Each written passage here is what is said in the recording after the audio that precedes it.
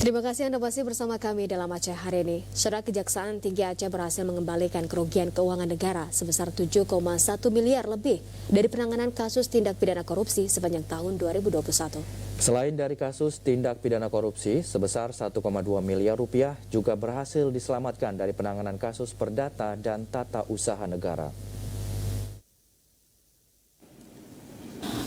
Selain tindak pidana korupsi, Kepala Kejaksaan Tinggi yang turut didampingi para asisten juga memaparkan kinerja bidang tindak pidana umum, perdata dan tata usaha negara, serta bidang intelijen maupun pengawasan. Menurut Kepala Kejaksaan Tinggi Aceh, dana sebesar 7,1 miliar tersebut merupakan hasil penanganan 6 perkara yang kini masuk dalam tahap penyidikan. Umumnya, kasus-kasus tersebut terkait kegiatan pengadaan barang dan jasa.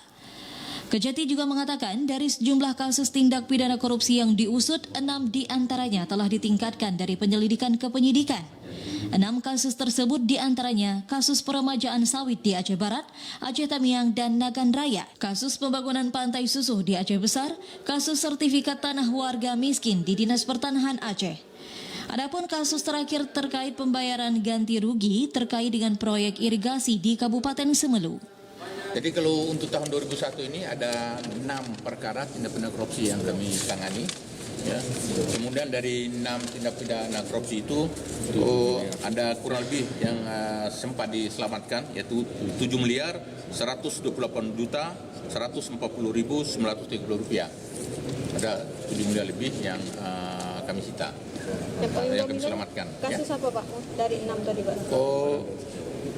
Barang dan jasa, pengadaan barang dan jasa. Selain tahap penyidikan, sebanyak 8 kasus tindak pidana korupsi kini tengah diusut tim Jaksa Kejati Aceh. 15 kasus diantaranya masih dalam tahap pra-penuntutan.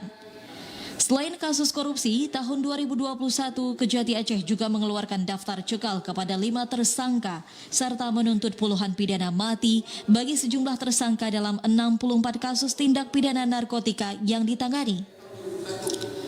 Tim Liputan TVRI Aceh melaporkan.